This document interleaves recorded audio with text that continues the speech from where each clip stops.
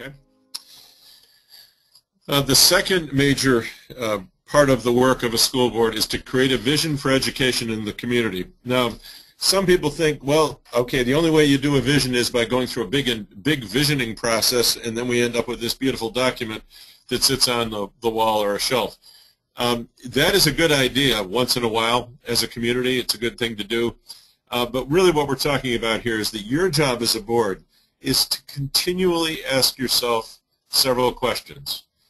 And I would summarize it this way. If our kids had an ideal education, how would we know it? What would be happening for those kids? What do we want our children to know? What do we want our kids to be able to do? What kinds of experiences do we want them to have? What kind of citizens are we hoping to encourage for our future? Many of our boards have gotten into vision kinds of questions on an ongoing basis. Sometimes they set aside a certain number of meetings a year when they're really focused on these issues. Sometimes it's just part of every meeting, and sometimes it tends to be connected to the budget cycle in some structured way. But these are the kinds of questions that I've seen different boards asking themselves and answering in different ways.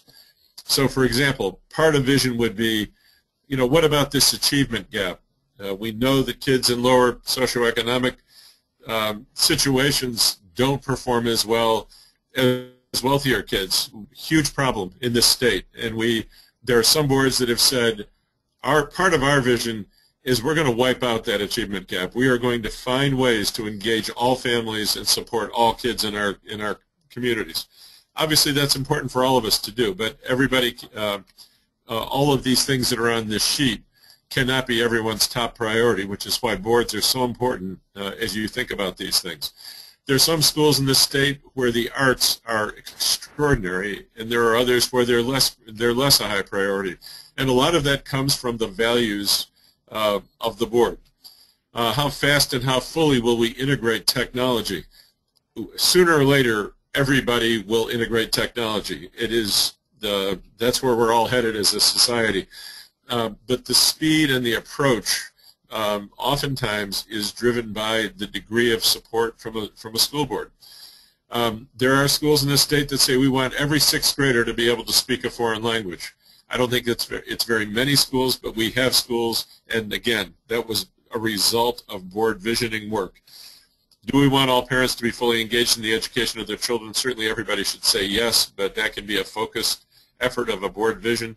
And then I want to talk about this last one for a second, because one of the critical questions that every board needs to come to terms with is, can we achieve more for our children if we are seriously exploring connections with neighboring districts? You've heard the conversation about forced consolidation. You hear people saying, we want fewer districts or blah, blah, blah. Our strong perspective has been arbitrary consolidations are absolutely not helpful, and they become something that people just react to. And we are opposed to forced consolidations as an association.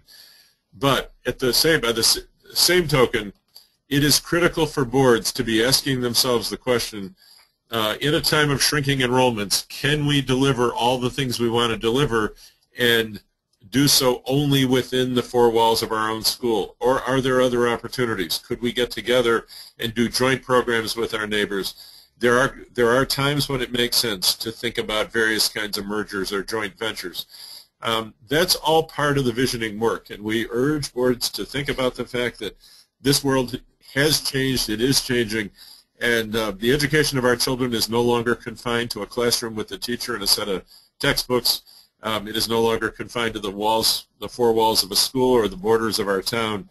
And boards are critical at keeping the conversation going about what do we want for our kids.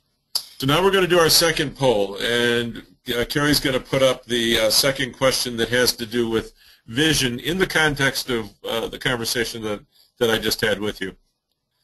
And you can, your bold, innovative, forward-thinking is in the eye of the beholder. So we have no hard criteria for those terms. Oh, we have a mistake on our question, I see. Okay, do we have scores coming? I mean, good, okay. All right, you all are getting the hang of this quick voting thing. We have 83%. So of the group that's responded, now can you report that in the aggregate, or do you wait until we get as many as possible? I usually wait until we All right.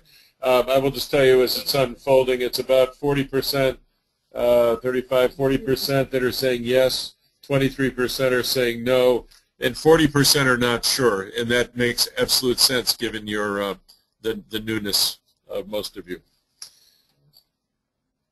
So you want to report that out? Sure. Okay, now you can see the results of. Okay, I would just say to you, based on my own experience, and I was on a board for 5 years, and I've now visited a great many boards over this last year. This is the one that many board members struggle, and many boards struggle with, because there are so many details that come your way that it's easy to get buried, and it's important for individual board members to raise your hand and say, you know, we really need to be spending as much time thinking about the future for our kids and envisioning it and helping the system move in that direction than as we do spending on day-to-day operational issues.